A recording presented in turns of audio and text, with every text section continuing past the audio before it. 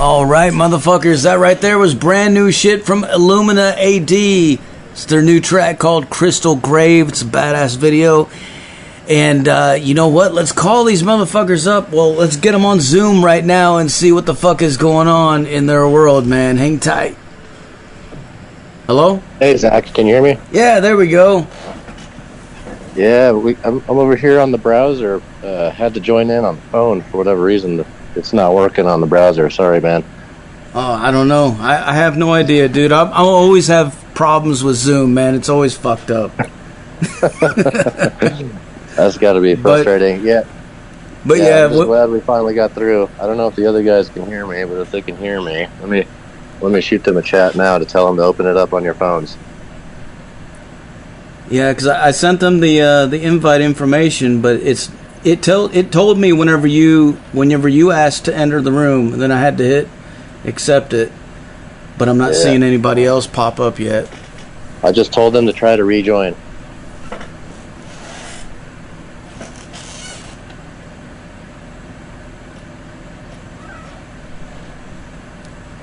So what's going on, Alex? How you been, dude?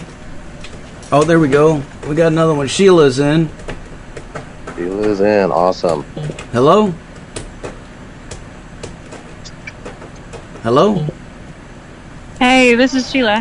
Hey, okay. We got Sheila and we got Alex. All right. Everybody should start trickling in. We're in the band chat right now. I'm telling the guys to open it up on the app on their phone instead of using the computer. I think we're all on our phones. It's just not. Yeah, I'm using my phone too. I've got it hooked up to my mixer. Yeah, I had to shut it down. Let me tell the guys to do that. I had to shut it down and reopen it. Yeah, it's so weird. Yeah, I actually hopped in the waiting room about 40 minutes ago. Really? Yeah, I've been in the waiting. I've actually been listening to the live stream. Oh, cool. So, yeah, it's a great show so far. I really like what you've been jamming. Hell yeah, thanks, man. Yep. Freaking, I had to explain to my wife. She's like, man, I don't really like that one guy. And I'm like, that's Phil Anselmo. She's like, why does he sound different? I'm like, it's down, not Pantera. Hell yeah. Hell yeah, man. Fucking down, dude. Yeah, I got to see Down once, and that was on the World Magnetic Tour with Metallica back in October 2008. Nice. Yeah, that was pretty cool. I've seen Down a few times and Pantera a bunch of times back in the day, man. I've never seen Metallica though. I've always wanted to see Metallica. I never got to. Oh wow! Yeah, I've been lucky enough to see them 3 times, but 2008 was the first time I got to see them. Man, dude, yeah. It's funny story. Like I got an invite to go see them when I was in high school in the 90s. You know, when they were on the Black Album tour, and at that time, I was going through that dumb phase where I was like, oh, fuck Metallica, man. They're selling out. And I don't know. Yeah, and somebody invited me. They had a ticket for me, and I was like, nah, I'm past, man. Because at the time, I was like, no, I just want to go to Slayer and Deicide and all that shit. Now when I look back, I'm like, you fucking idiot. Why did you not go, man? That was... you know, because I watch the live videos now, you know, like Binge and Purge and shit from that era. Yeah. And it's so fucking awesome. You know, they played for like 3 hours. Like, oh, right. Man. You know, I mean, come on, man. If I could go back if I could go back in time, I would kick my ass and say, Zach, go to that damn show. Just do it. Yeah, isn't it crazy what we allow people to talk ourselves into believing sometimes? Yeah. The guys are all trying to sign on. Sorry to interrupt. The guys are all trying to sign on, and they keep saying that it says that the host is in another scheduled meeting. I just seen two more people. Justin and Arcane just joined. Okay, sweet. Can they hear us? Yeah, let me get in. Yeah, I got in now. I got it. Okay. I don't know what it was doing, but it wasn't letting me in, but it's in now. So we got 4 of you guys. Is that all that's joining us? Should be 5. We have one more. One more? We're messaging Cavis now. We're trying. We're on the Zoom separately right now because Cavis is a little under the weather. tonight, and then we got the show on Sunday, and none of us want to be sick for that. Yeah, I totally hear you on that. Okay, here we go. Justin, admit. You should be in here in just 1 second. Yeah, sure. There we go. All right, man. We got you guys. Awesome. All right. Well, guys, you guys are live right now on the Zach Moonshine Show with Metal Devastation motherfucking radio. We just got done blasting Crystal Grave before this. And, nice. Yeah, killer track, man. I love the guitar solos in that, the vocals, the fucking production, everything about it. The whole ballad-esque thing of it. It reminds me of the 80s, you know, those I don't know, man. Like whenever heavy bands would do a ballad on the record, and it reminds me of that. But anyway, it's because of the fade out, isn't it? It's great, man. So how are you guys doing? What's going on in your world, man? What have you guys been up to? No, just preparing we got an award ceremony on Sunday. We're nominated for the Aperio video. Yeah. We're going to perform, so we're getting geared up for that, and then we got a show on the 11th, local show on the 11th that we got to sharpen up for and get ready for that one too. Man, congratulations on the award show. That's fucking awesome. Thank you. Appreciate it. Aperio was the first single and first video we put out for this album, and it got nominated for Best Music Video for this year. So we're all super proud of that, and we're hoping for the best on Sunday. We'll see what happens. This is going to be my first time at being nominated for anything at the Mexico Music Awards. Right. I've never even been to one of those. Yeah. Oh, I was nominated once for being like the worst person in the class. So. I've been to the casino once or twice. You mean the detention center? Yeah, I remember that shit. Well, no, that's really cool though, man. I mean, like, holy shit. And there's another announcement too. You guys were telling me that you guys just recently signed on with a management company. Can you tell us about that? Yeah, we signed a deal with Distilled Entertainment. Hell yeah. So we're pretty excited about that as well, because it's going to allow us access to a lot more opportunities that we haven't had access to before. And we came up with a deal that works really good for both sides of the deal. So I'm excited about it. They have a solid reputation, tons of experience, and they've been treating us very well thus far. So we're happy with it. We're already working on solidifying plans for the summer going into the fall to support our new album, Days of Blood and Fire, which right now is scheduled to come out on June 20th. That will be dropping with another single and video. You were just talking about Crystal Grave having like a ballad type feel to it, but the next single is like the ballad on the album. And shit. It is really old school.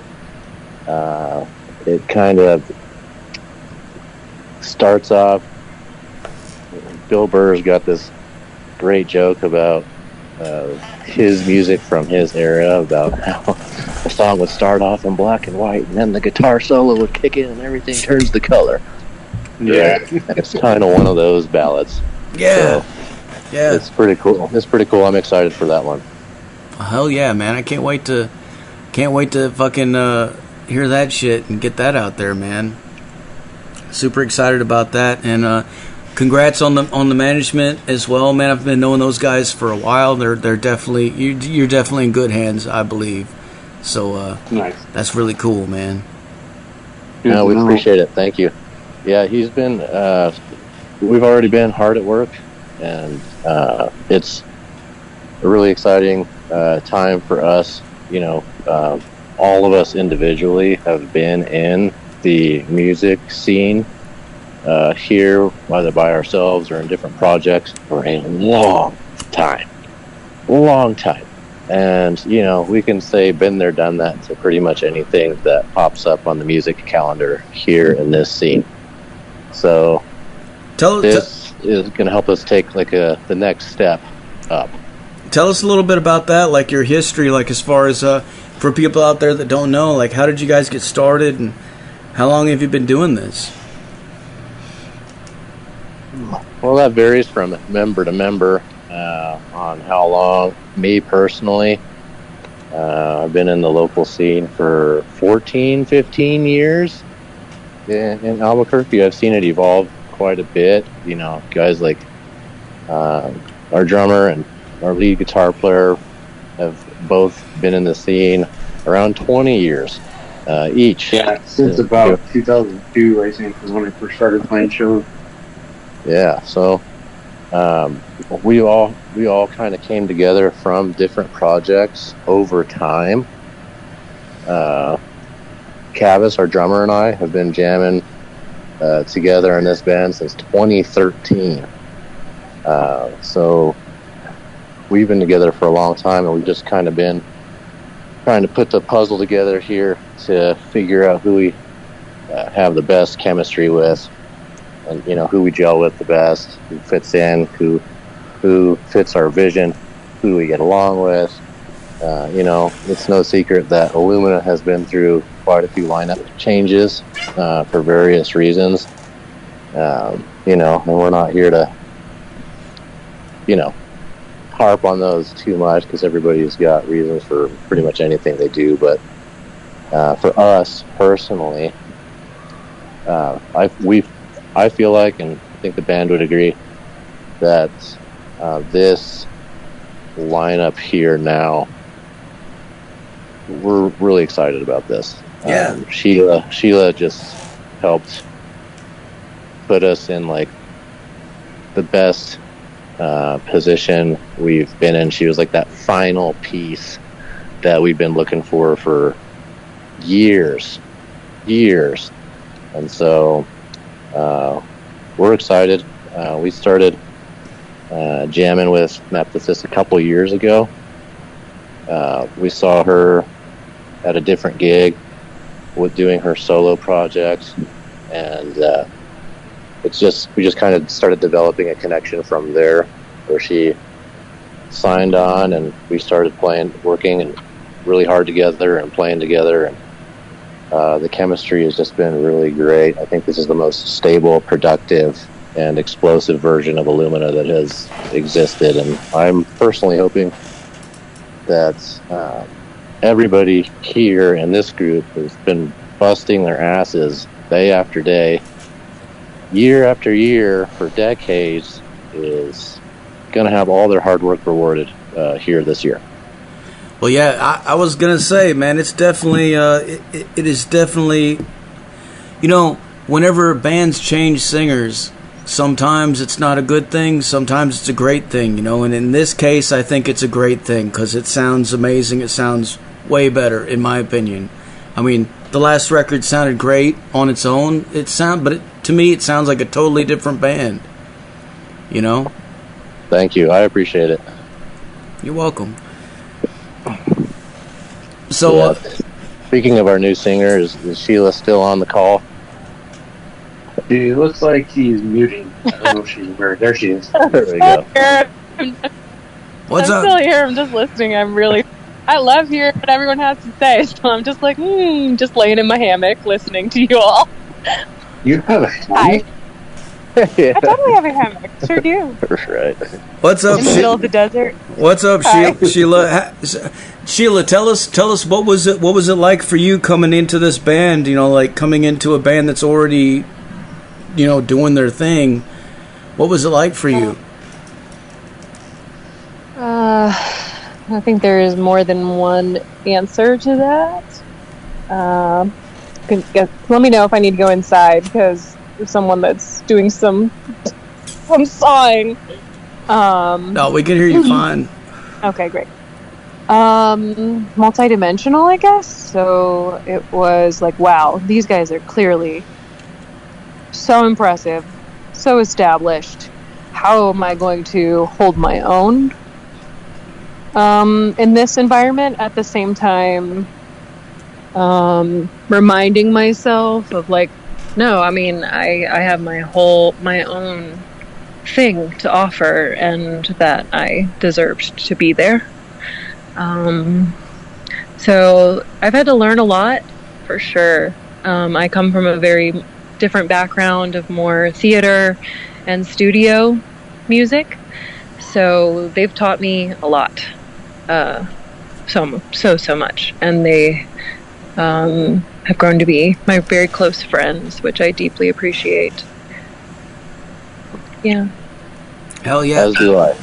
Well, speaking of you mentioned background, so I got to ask, like, what are some of what is y'all's backgrounds as far as music and stuff? Like, what were your influences? What really, like, you know, when you were kids? I mean, you know, when you were young, what drew you in and just made you want to become a musician and be a part of this crazy world of of music? For me, it was always rock opera. So I think that's like where you've heard this big transition is like the guys have this amazing thing themselves, and I'll let them describe what they love. But you add me on there, and you're like, oh, whoa, this is totally different. And I think it's maybe those influences. But yeah, I'll let them. You guys should say yours if you want to. Yeah, well, it's always been rock and metal for me. You know, I started off listening to the bigger metal bands at the time, like, you know, Metallica and Megadeth and stuff like that. Yeah. And at first I wasn't sure what instrument I wanted to play, but then I would hear, like, I remember being about 14 years old, listening to Kill 'Em All, and just the lead tone that he had on that album. I just remember thinking about that, like, I want to make that sound. And I didn't stop until I did, basically, and just kept going from there. But that was one of the biggest influences, and there's other influences too, of course, that I picked up along the way, but that was probably like the defining moment that made me decide that that's what I wanted to do. I'm kind of in the same boat with that. I remember the first time I was introduced to Metallica, the first song I had heard was Orion, and I just had to learn how to do that part on bass. I mean, there's so many different between the end solo, the licks that he does at the beginning, the intro, and then just that interlude that he does in between. There's just, I had to be able to do that, and that just kind of opened the door for me. Yeah, and you get that drive where you don't stop until you get there. That kind of feeling. Well, if I could do this, then I could do this, and then I could do this. Yeah. And, you know, it's a domino effect. Hell yeah. Very cool. How about Cavis? Did we lose him, or is he still on? Oh, I'm still here. What about you, Cavis? In here listening to everybody call Metallica's cock. And I kind of zoned out. Sorry, guys. But no, my first major influence that I got into was Pantera on my end. Like, Vinnie Paul stuff. The man, so that started for me in the drumming world. I mean, then, of course, earlier too was Kiss, you know, but all rock and roll. But as soon as I heard Pantera, I started loving heavier music, and then that's when I started listening to everything. So most of my influences come from those early '90s metal, late '80s metal, just like everybody, you know, Metallica, Megadeth. I love that Cavis brought up Pantera and Vinnie Paul, because I got a buddy in another local metal band named Sean Anderson, who's told me on several occasions that he really is enjoying watching Cavis morph into Vinnie Paul in real time. That's awesome.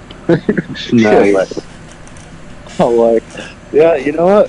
When I could see it when he's got his facial hair and his hair down and all that crap, and he's wearing his like Warren Star rockabilly gear on stage. I'm like, yeah, I could totally see. He's totally rocking the Vinnie Paul vibe. I totally gel with that. Yeah, but man, the first time I started jamming with Cavis, I was like, this is the fucking guy right here.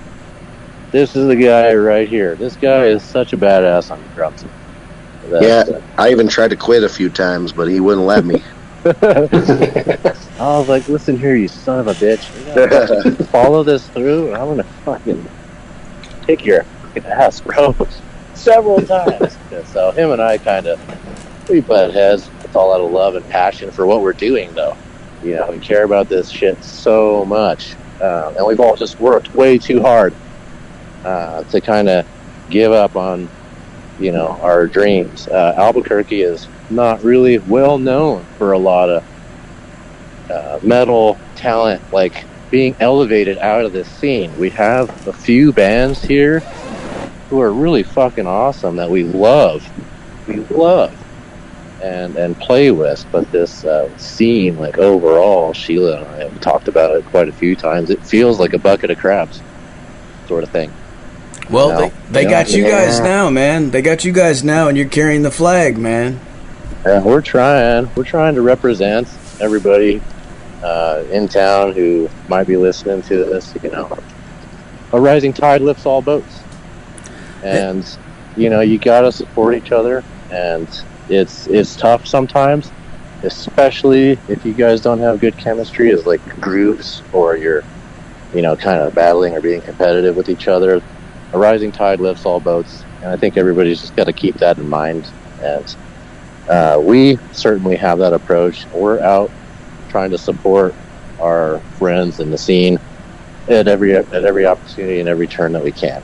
You know, we're out there, we're at the shows, we're buying merch, we're buying CDs, we're hell yeah, making connections and stuff. And it's a little dog eat dog at sometimes, but you know, we wouldn't still be here if we actually let that sort of shit get to us, because there's a lot of it, you know. But that's just the way the world is, though, man. You know, I mean, it's in everything. Yeah, but I knew as a kid, going back to my influences, like my first big, like my first favorite musician ever was Jimi Hendrix. My dad listened to Jimi Hendrix all the time. And I remember I came home from my mom's one day with a guitar as a birthday present, and I was messing around with it, you know. My dad took that guitar away from me and he said, "You ain't no Jimi Hendrix." And it really made me focus on football. I was more of a jock in high school. I was the quarterback of the football team. Freaking back-to-back state championships, Mexico Sports Hall of Fame, all that crap. Yeah, my dad went to jail when I was a junior in high school, and the day after he went to the jail, I went back to the house to retrieve my shit. All I grabbed was some clothes, and I took my guitar back from his closet when I was 17 years old, and I never looked back.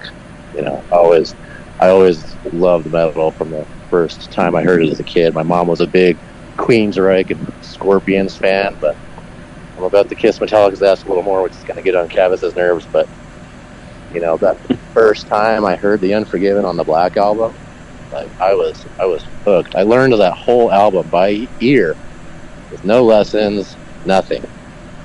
And I've heard other guitar players around here share similar stories where that album is such a big inspiration, and can't fault me for being a 90s kid born in the 80s, because that wave happened before I even existed. But once I heard the Black album, I worked my way backwards through that catalog.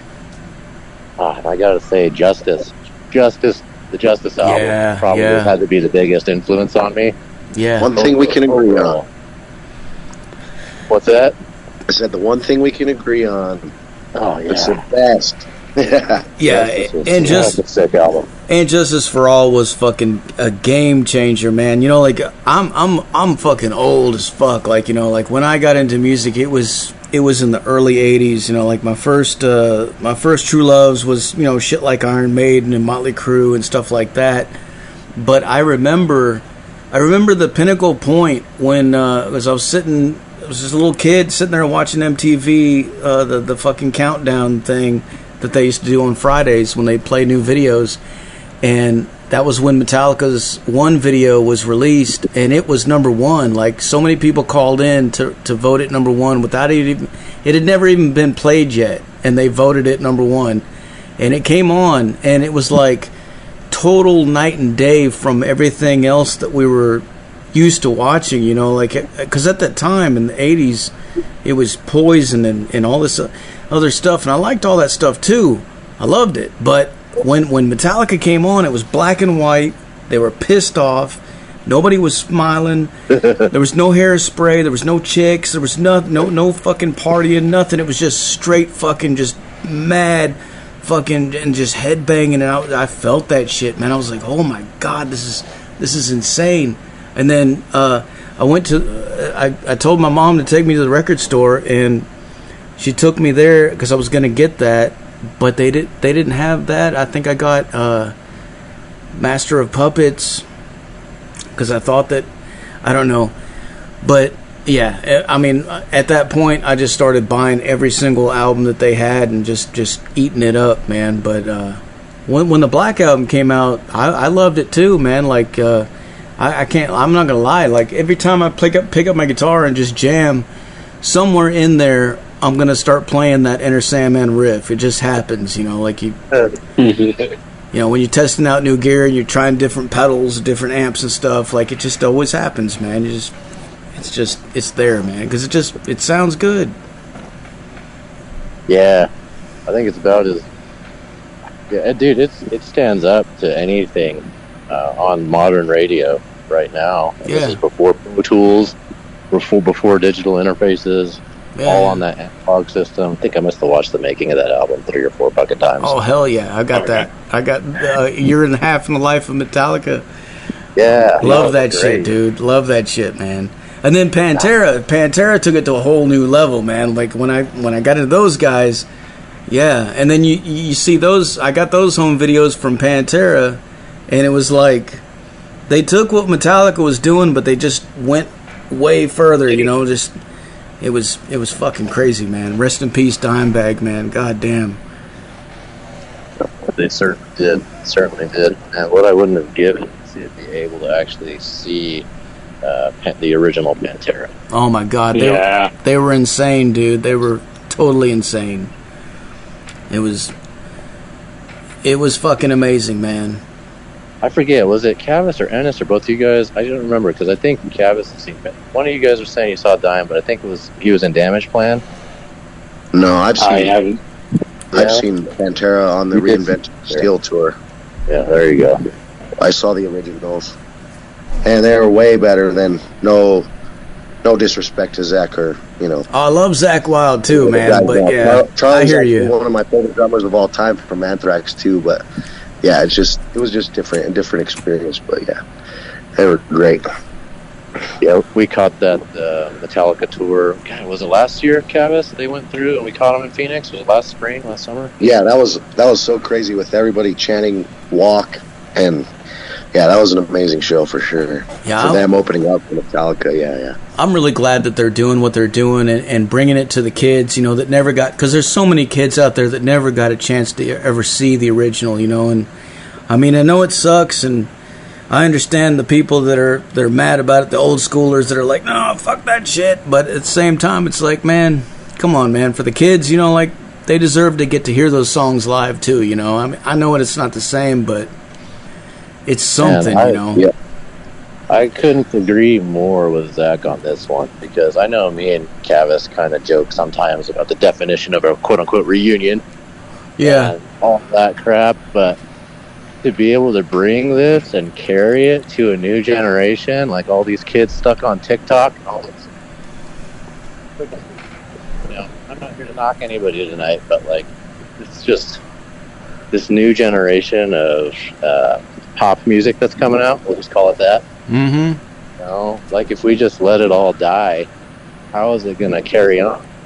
Yeah, if it influences any kid out there to go pick up a guitar and plug it in and just start riffing away, you know, that's the next generation, man. Yeah.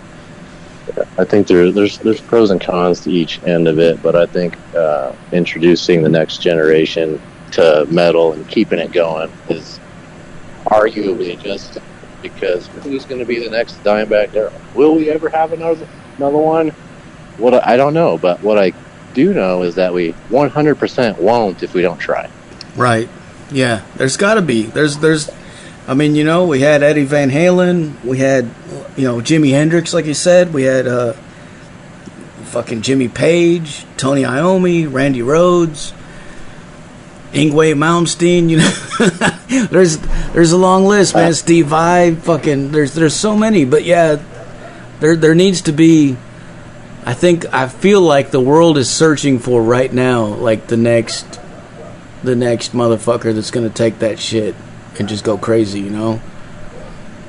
And his name is Justin Ennis. Hell yeah! There you go. Ennis is a freaking badass, man.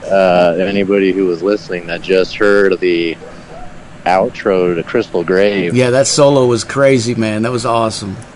That was all one take, too, by the way. That's badass. He did that in one take from the breakdown, before the last chorus, all the way through the last chorus, all the way through the last 2 minutes of the song. There's not a single fucking splice in there. That's the way, man. That's, you know, I think that comes through whenever you're listening to it, too, because it makes it feel sort of natural. It makes it feel organic, and it makes it feel kind of live, like you're in the room with the band and you're just sitting there with them, you know, while they're playing, and that's what you want. You don't want that copy and paste shit, you know. I mean, I know you can sometimes you gotta do because about 3/4 of the way through, I don't know if anybody noticed, but one of the strings gets a little bit out of tune. Hell yeah. And you hear it at the very end on the fade out. That's like the only part that you can really tell. But obviously, I didn't stop and tune my guitar and just kept going, so you can kind of tell from that. That's when the best shit happens, man. Yeah, he's trying to like bend it in the pitch in some spots. It's freaking sick though, and I appreciate you bringing up and appreciating the production on this and mentioning that it is like a more organic sound, because this is actually. The final product you heard is a totally different mix than the original mixes on the album. Our producer, Michael Beck, at Sound Vision Recording Studios, Phoenix, who we love. We love Mike. Shout out to Mike if he's listening. Yeah, he's who introduced you guys to me, as a matter of fact. Yeah, he is a badass. And but the first mixes, him and I went back and forth on the first set of mixes on this album quite a bit. And the first mix was much more modern. And it was much more linear, I guess you could say. And I didn't like it, right? And so basically, he took all the damn compressors off. It took them all off, right? Everything, and it just opened up so much more space. Yeah, it starts to breathe. Yeah, so these mixes actually breathe a lot better than the originals, and we wanted to do that to kind of go against the trend. You know, I've heard some people call this new tone that everybody's coming out with, like European festival metal sound, right? Mm-hmm. We wanted to kind of take it back. Like, that's not a sample on that snare drum. You know what I mean? These are real tones. These are real amps. They're not DI'd. There's very, very little editing. There's no auto-tune, no pitch correction anywhere. It's just as wholesome as possible, and as much that could have been done in a take at a time is actually on here. So it's a very organic record, which was very important to us. Hell yeah. Yeah, there's no plugins. It's all analog hardware. It uses digital media to actually record it. It uses Pro Tools for like the recording and the editing. But all the processing, the audio processing is all analog. Oh, yeah. The signal chain is full of tube compressors and all analog equipment. His racks are all old school stuff. Sheila just made a post the other day that was great. Real shit. Yeah, like the microphone that he uses for vocals is Marty Friedman's microphone. It's a Manley tube mic. Hell yeah. And I guess he bought it off Marty Friedman back in the day. Really? Yeah. I did not know that. Yeah. Yeah, I was going to ask you guys about like I always like to ask people for the gearheads out there, myself included, like what kind of equipment and stuff were you guys using as far as, especially like guitar amps and pedals and shit like that? Like what kind of stuff were you guys using to get these tones? Guitar wise, used my Mesa Boogie triple rectifier. Hell yeah. On the left hand side, and then Ennis, although he plays PV 5150 EVH live, it honestly wasn't gelling in the studio, so we actually used. I didn't have it at the studio. Yeah, so when they see him live, it's a little bit of a different tone. On the album, it's actually a Mesa Boogie single rectifier. Nice. Yeah, I'm going to bring the 5150 next time, but I had the Axe effects, and I didn't even have the 5150 yet. Yeah, and then if I brought that, it would have sounded a lot better than what I was trying to do with the Axe. It took me 2 years to convince Ennis to get rid of that Axe effects and switch to tubes. I'm like, because that Axe effects, I mean, admittedly, if there's any gearheads out here who like that fractal system, I'm not bashing it. I'm just saying, my personal opinion is, I don't think anything can push air better or give you that lively tone like a tube. You can mimic it all you want, but at the end of the day, it's just missing something. It's not twice the same. Yeah. So, especially in the studio, like, because there's a totally different thing as far as playing live in front of a crowd when you got the sound system and you got the PA and everything else like that. It's different. But I think whenever you're in the studio, it's a different game. You know what I mean? Because you're trying to capture like those real tiny little details. Because everything, I mean, it counts. Like that's what's going to be immortalized. Forever on your recording. Right. Agreed. Yeah, and then Cavis, he has a massive drum kit. I mean, this thing is a beast. Anybody who sees him on stage, I mean, he's hidden behind a rack of toms and cymbals. You know what I mean? Was it like Nick Menza from Megadeth? Yeah. With the cage thing?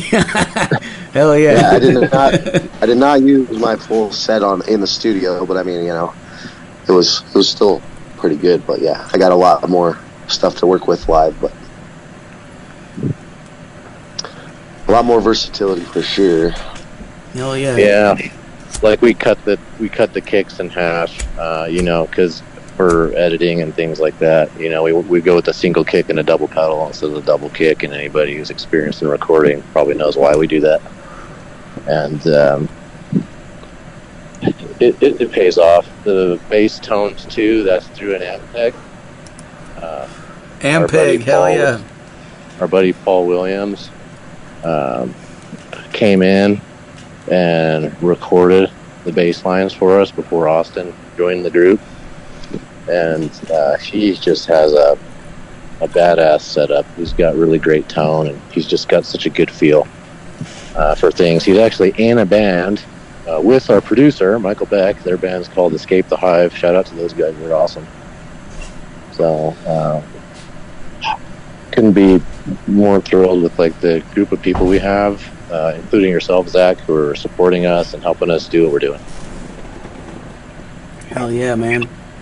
Well, I was gonna ask, thank you so much. I appreciate the shout out, dude. I was gonna ask, man. I saw on social media, and I don't know if you want to talk about this or not, but I saw that you were saying that there was some pushback about this video and this song. There was, yeah, and I won't name drop anybody here in the chat for any of them who might be listening. Like, oh, he's gonna say something. I'm not gonna say something, because the truth of the matter is that if they didn't say something, 99.999% of the rest of the world would have no idea, like, who we're referencing in this situation. But this video for Crystal Grave was inspired by something that happened in our lives.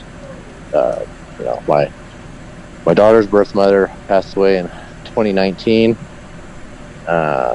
due to a drug overdose, and this is an issue that affects a lot of people, and probably has affected a lot of people who are actually listening right now. And that's who this video is geared toward. What happened to her was fucking tragic, and I just got to a point where I'm sick of Fuck. Lost him, man. Hang on 1 second. Hello? Hey, sorry. Got lost. Sorry, man. Zoom fucking kicked us off, man. Yeah. That's fucked up. Fucking Zoom. Yep. So, I guess it's only me and you, and Sheila's here. It looks like she's muted, but... Yeah, it totally ended the whole thing there in the middle of the conversation. That's fucked up, man. Fucking... Well, is there anything else you guys want to let us know for the people out there listening? Like, where's the best place for them to go to support you guys and buy some fucking music, buy some merch and shit like that, man? You can find... Yeah, do you want me to answer? You want to answer? Yeah, go ahead. Yeah. You can find us at lightafterdeath.org. And that's kind of our central hub that you can reach out to find us on Bandcamp or Spotify. You can follow us on social media, at Instagram, TikTok at Illumina Metal. We have a YouTube, and we're dropping music videos every 6 to 8 weeks. But we are actually continuing to drop music videos even after we have our album release, which is June 20th. So that's Days of Blood and Fire. But our music videos kind of show little experiential journeys, and so we highly encourage, if you want to follow along and kind of be submerged into another world, both musically and just what you witness on screen and how it makes you feel. Yeah, we would love your support. Hell yeah. Thank you for having us, by the way. I wish Alex would come back. Is he here? Nope, it's still not. I've got four of you. I dropped. I got four of you are back in now. Okay. Any minute. Yeah, I don't know what happened. It just dropped me out, and it dropped Austin out too. It looks like he got back in though. Yeah, I'm back in now. Yeah, me too. Yeah, it dropped everybody, but we're all back in except for Alex. Well, fuck. All right. Maybe his phone died. Oh, maybe. I think his point too with talking about the music video, since hopefully he comes back, but maybe he won't, is just that like we're trying to make beauty out of something super tragic, and that there's going to be drama, there's going to be pain, hardship, but we're trying not to focus on that and let it pull us down, trying to keep going forward and making beautiful things. So. Well, I definitely think that carries through in the music and the song itself, you know, and if you look up the story behind it and you understand what's going on behind it, it definitely carries a whole new weight to it. But at the same time, like without even knowing any of that, just listening to it blindly, it's still really, really good, you know. And I think it can affect different people in different ways, you know, because different people can relate to it in different ways, you know. You never know how somebody's going to relate to your music, you know. Absolutely. All right. Well, I guess before I let you guys go, can I get you to make us a station tag real quick? Sure. Okay, wait a second. We got Alex coming back in. Hold on 1 second. We'll bring him back in. There he is. Alex? There he is. Yeah, I got dropped. Sorry about that, man. I don't know what happened. Zoom it just went crazy and dropped everybody. But we were just wrapping things up, and I was asking the guys if you guys would make a station tag real quick for us. Whenever you're ready, say something like, "This is Illumina A.D. and you're listening to Metal Devastation Radio." I think Sheila should do that one. No, it's always me. You do it. Yeah, you're the front person. Yeah. Yeah, you're the singer. You're the representative. You're the representative, Cavis. You're He's the literally in badass the fucking drummer. You're the badass fucking drummer. Okay. I can do it, but then I want someone else to do it too. Yes? That's fine. Yeah, we can have multiples. Okay. We are Illumina A.D, and this is Metal Devastation Radio.